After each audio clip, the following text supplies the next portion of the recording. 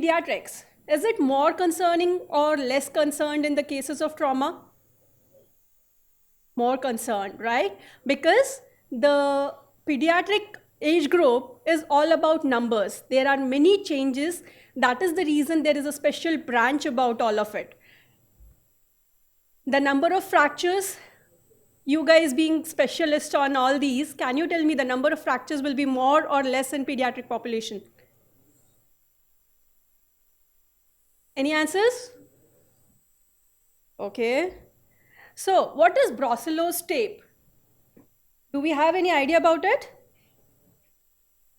This is just a tape designed by the American College of Surgeons, which is used in any pediatric age group to generalize and categorize the patient according to numbers, which will easily define.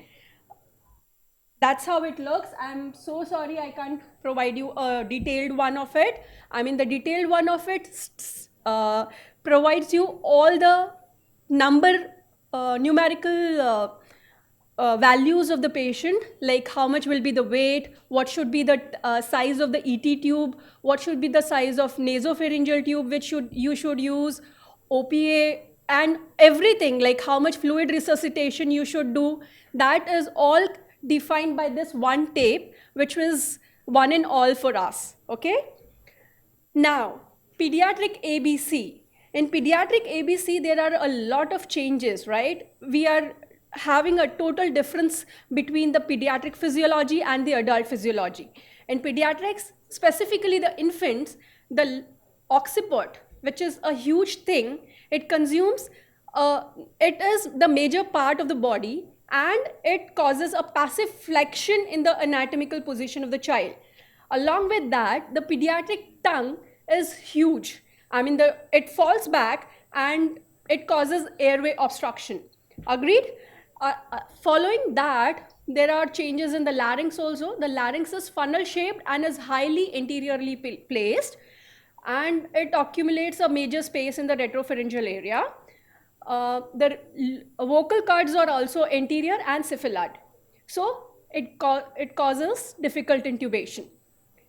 The trachea is shorter, which is just 5 centimeters long, and it causes increased right mainstem bronchus intubation in most of the cases. So we have to be cautious about it.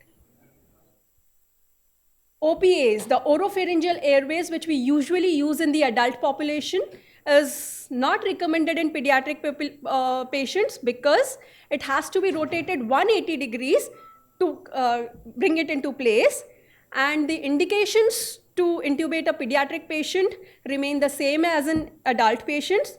You have to pre-oxygenate, the RSI steps remain the same. We have to pre-oxygenate the baby before intubation. The size of intubation, that pediatric intubation tube, you need to predetermine on the basis of external layers, diameter of tip, and little finger. Okay? You always determine the pediatric tube, intubation tube, according to the Brussels tape, or I'll tell you the numbers. I mean, it is a pediatric age group, we are just playing with numbers. You always consider atropine in the RSI of pediatric age group because a normal complication is bradycardia. So atropine always helps you out. Other options, as Dr. Namita also told, in difficult airway, their LMA, LTA, and the needle cricothyroidotomy remain the main thing. After the airway, we come on to the breathing and ventilation. In infants, the RR is more, right? They are breathing at a much more rate than the adult patients. The child needs 15 to 20 breaths per minute. The tidal volume, what usually we provide, is 4 to 6 ml per kg, which increases during assisted ventilation. It goes to 8 to 10 ml per kg in pediatric age group. BMV, pediatric age group, you definitely use it less than 30 kgs. And for needle decompression, the needle size is usually 14 to 18 gauss. This is just the physiological graph which determines the hemodynamic changes in pediatric patients, in which the heart rate is much higher, the blood pressure is usually the lesser side, and the cardiac output is much lesser. This is the main slide of my presentation, which I have been speaking of since the beginning. Like in pediatric age group, we are playing with numbers. Okay, so weight you can easily calculate by 2 into age plus 10. That will give you a rough approximate weight of the patient. ET tube size will be age by 4 plus 4 for uncuffed tube, age by 4 plus 3.5 for cuffed tube. 2 into ETT size will be the nasogastric tube and the Foley's catheter. 3 into ETT size will be the depth it should be inserted. And 4 into ETT will be the chest tube size. I know you orthopedicians are getting bored with my lectures. It's none of your concern, but ATLS needs it, right? Fluid resuscitation in infants is 80 ml per kg. 1 to 3 years of age, it's 75. And more than 3 years of age, it reduces to 70 ml per kg.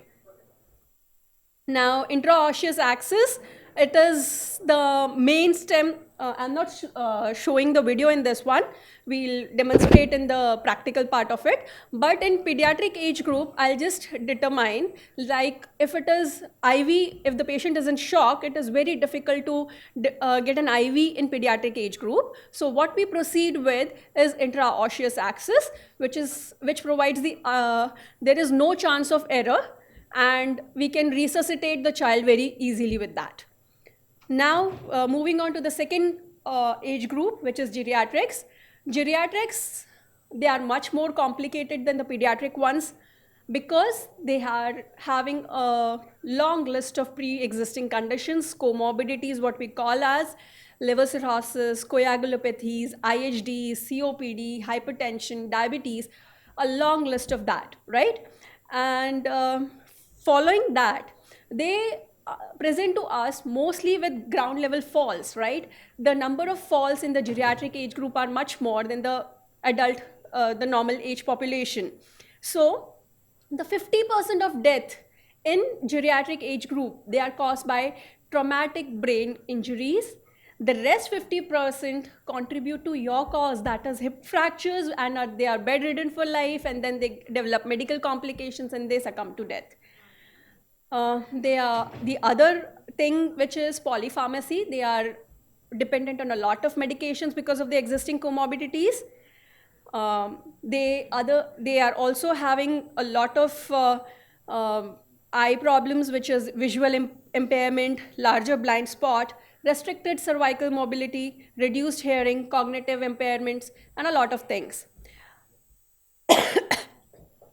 Penetrating injuries and burns, the formulas change here also. Now, moving on to the ABCDE approach as in trauma in geriatric patients, the drug doses should be reduced by 20 to 40%, which to prevent cardiovascular depression. Breathing, the work of breathing is much more reduced due to lung compliance. The circulation, aging causes reduced heart rate, and sensitivity to hypoxia remains much more.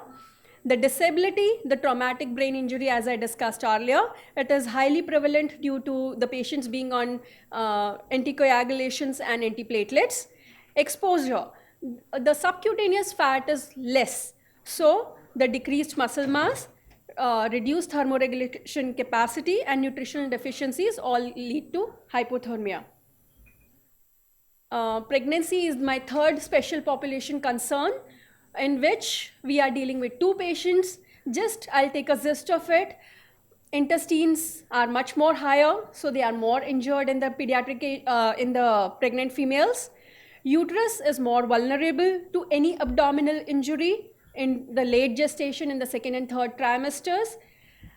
Clinical signs of peritoneal irritation are very less evident in pregnant females. And chest tube placements, like a pneumo or hemothorax, we have to insert the chest tubes at much more higher level to reduce the intra-abdominal pressures. Now, physiological things, we all have been reading the physiological changes in pregnancy. It is a hypervolumic state. There is no clinical signs unless and until patient loses more than 1.5 liters of blood. The vascular resistance decreases in uterus and placenta. Venous return also decreases. Heart rate is increased by 10 to 15 beats per minute. Blood pressure drops by 5 to 15. Respiratory rate is higher. Lung capacity reduces. Oxygen and overall metabolic demands are much more higher, and gastric emptying is delayed. So early gastric decompression needs to be done. Baseline renal functions, BUN and creat, are half of pre-pregnancy period. So therefore, a normal creatinine levels must be contributing to the AKI.